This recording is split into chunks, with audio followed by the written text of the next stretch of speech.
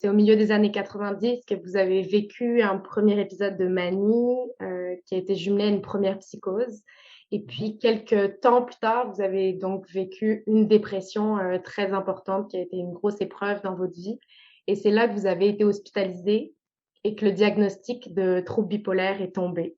Donc Ouais. ça a marqué le début d'un grand cheminement et de réadaptation, de rétablissement. Et c'est pour ça aujourd'hui que vous sensibilisez autant, que vous parlez en connaissance de cause vraiment. Oui, c'est ça. Ben, en fait, dans la même année, j'ai vécu, suite au gros épisode avec manie, psychose, délire mystique, ben, j'ai vécu 3 phases de dépression majeure. Euh, donc, puis après ça, ben, ça a été une séparation, perte d'un très bel emploi que j'aimais beaucoup. Donc, il fallait tout recommencer à zéro. Et puis, disons que c'est l'île aux grues qui est apparue dans mon cheminement. Et donc, j'ai commencé un contrat là-bas, puis je me suis retrouvé en amour avec une femme de l'île que j'ai kidnappée d'ailleurs et avec laquelle je vis depuis près de 25 ans maintenant. Mais il a fallu que je me dévoile, hein, que je lui en parle parce que je voulais être honnête aussi avec elle. Puis je lui ai confié un livre qui s'appelle Les hauts et les bas de la maniaco-dépression. C'est un livre de 1994 qui m'avait beaucoup aidé, moi, quand je suis sorti de l'hôpital. Et elle m'est revenue très rapidement en me disant, moi, Richard, ça ne me fait pas peur. Puis là, on s'était amouraché, là, c'était parti pas mal, là. Vous dites que vous êtes pas une maladie, vous êtes une personne. Ça, c'est Exact. très important pour vous. Qu'est-ce que ça veut dire? Ben, j'ai appris avec le temps que tout, tout, tous mes intérêts, mes passions, mes capacités, tout est encore là. Quand la crise est là, c'est sûr qu'on est complètement envahi. Mais une fois qu'on se distance de la crise, qu'on se prend en main au niveau de notre établissement, bon, dans mon cas, j'ai fait une thérapie, j'ai participé à des groupes d'entraide au Centre d'équilibre de Québec. Ben là, à ce moment-là, la vie devient différente. On apprend à voir les autres aussi comme des personnes et non pas comme des maladies. Donc, quelqu'un me dit, par exemple, oui, toi, tu es un bipolaire. Non, non, je ne suis pas un bipolaire. Je suis une personne qui a vécu, qui vit l'expérience du trouble bipolaire. C'est pas la même chose. C'est une partie dont j'ai conscience. Alors, pour moi, ça fait partie de moi. Je sais que ça peut réapparaître. C'est pour ça que j'ai quand même beaucoup d'informations, ma conjointe aussi d'ailleurs. Mais en soi, je suis une personne pleine et entière. J'ai un beau travail, je donne des conférences, je suis auteur. Bon, il y a toutes sortes d'éléments. Donc, je peux pas dire que je suis une maladie ou un bipolaire, si vous voulez. Là. C'est une forme de respect aussi en même temps. Euh, puis, il y a personne qui est une maladie en soi. Votre grande force, c'est votre réseau social. Vous avez des amis de longue date qui sont toujours présents. Euh, Vous avez votre femme, vos enfants, puis vous avez constitué aussi une famille recomposée dans les dernières années. Oui. Comment est-ce qu'ils ont réagi un petit peu votre entourage au moment des premières crises, quand ça a débuté? Ben, et c'était, j'en ai discuté dernièrement avec mon fils, et puis à l'époque, du premier épisode, il avait 9 ans. Fait que pour lui, ce qu'il me disait, il dit, moi, papa, il dit, je vivais de l'incompréhension. Alors, puis c'était pas évident. C'est un peu comme, je vais vous le montrer, là, mon ami Tom Hanks, alors qu'il s'est retrouvé un jour sur une île, c'est dans le film Seul au monde.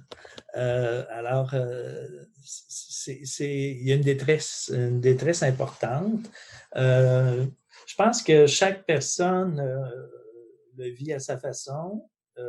Chaque membre de l'entourage, chaque personne, membre d'une famille, des fois, ça peut être une personne qui est dans le milieu de travail, dans les études, on ne comprend pas. Puis c'est pour ça d'ailleurs que je réfère énormément les organismes sur réseau parce que Euh, on a besoin d'être réconforté, on a besoin de ventiler, on a besoin d'informations, on a besoin de rencontrer d'autres personnes qui vivent sensiblement la même chose que nous.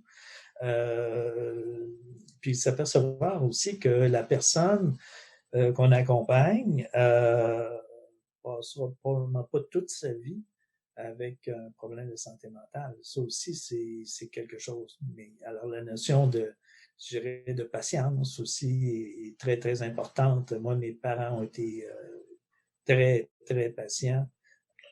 Et comment vous définiriez votre rôle de père? Quel genre de père vous avez été pour votre fils, puis vous êtes encore? Cet enfant-là, Louis, grandit dans un milieu aimant. Malgré le fait qu'avec le temps, disons que notre couple s'est effrité. Donc, je voyais arriver, je dirais une fin de semaine sur 2 ou à peu près. Là, mon fils arrivait en autobus. Puis j'allais le chercher à la gare d'autobus. Puis là, on passait une fin de semaine ensemble. C'était pas facile parce que j'avais le cœur à la vague. Je vivais encore des hauts et des bas. Et puis, je me souviens, j'allais le reconduire le dimanche pour qu'il reprenne l'autobus pour Trois-Rivières. Puis, je pleurais comme un enfant dans la voiture. J'aimais beaucoup, beaucoup cet enfant-là. Puis, je voulais pas, je voulais pas qu'il y ait de crainte, de peur. Je voulais pas qu'il y ait mal.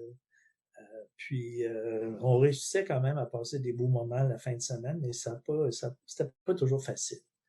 Euh, donc, je remercie beaucoup mon ex-conjoint par rapport à ça parce que, bon, je pense qu'elle s'est repris beaucoup en main à partir du moment où j'ai été moi-même malade, mais aussi, elle s'est vraiment bien occupée de Louis pour lui faire comprendre que oui, papa vit des difficultés, papa a été malade, et puis, mais il va s'en remettre.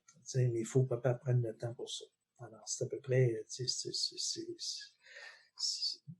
pour un enfant, c'est pas facile. Je pense que l'enfant doit vivre une vie, doit vivre une belle vie, doit s'accomplir, doit avoir des loisirs comme n'importe quel enfant. Donc, c'est pas question de fuir, mais il doit s'exprimer aussi. C'est par rapport à ce qu'il vit. Puis, il faut que la vie continue. Donc, il faut qu'il vive des belles expériences aussi. Alors, ça, pour moi, c'est bien important. Puis l'adolescent, l'adolescent aussi a des besoins. Moi, chez Louis, il n'était pas adolescent, là, il était passé, il était à l'âge d'un adulte à 21 ans, mais quand il a vu son père, qui a encore vécu un nouvel épisode, c'était rien de plaisant là, pour lui. Là, c'était assommant. Encore beaucoup d'incompréhension, je vous dirais. Là. Mais je pense qu'il a compris que oui, OK, c'est une maladie, probablement. Puis oui, papa va s'en sortir. Tu sais, puis quand il s'est retrouvé au lancement de livre, puis qu'il a vu tout ce monde-là, là-bas, puis il était appuyé par ses propres amis à lui. Tu sais, ça aussi, c'est important. Son réseau, son propre réseau. C'est pas toujours facile hein, pour les personnes, les membres de l'entourage, mais aussi pour les personnes qui vivent avec une maladie mentale de reconnaître le besoin d'aller chercher de l'aide pour soi et pour leur famille, pour leurs amis. Est-ce que vous, ça a été un défi aux deux niveaux? Puis quel message vous voulez envoyer aujourd'hui par rapport à ça? Oui, moi, j'ai eu le privilège d'avoir, lors de ma première hospitalisation, c'était pas la première, lors de la deuxième, alors que je vivais une dépression majeure, il y avait une travailleuse sociale qui connaissait le milieu communautaire, elle savait comment référer, etc. Puis elle m'avait suggéré d'aller faire un tour au Centre L'Équilibre à Québec. J'ai osé. J'ai dit, OK, je vais rencontrer du monde là-bas. Puis, mais j'étais rempli de préjugés quand même. Puis la première fois, je m'en souviens, j'arrive là-bas, puis dans mon groupe d'entraide, il y avait une prof de cégep, un notaire, une religieuse, puis un gestionnaire d'Hydro-Québec. Ça a comme défait l'image ou les images que je pouvais avoir. Et donc, à partir de ce moment-là, je me suis vraiment impliqué. Je me suis impliqué pendant une dizaine d'années à ce centre-là, même en devenir le président du conseil d'administration pendant quelques années. Puis parallèlement à ça, ben, j'ai fait une thérapie aussi en même temps.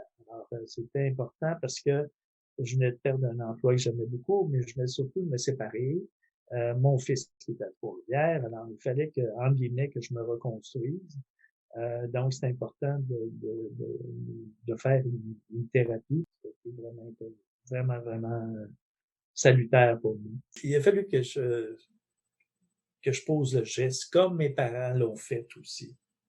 Moi, mes parents sont allés dans un organisme de la région. Mais j'ai fait un nouvel épisode en 2008. C'est ma conjointe qui a consulté. Euh, euh, je comprends pas toujours les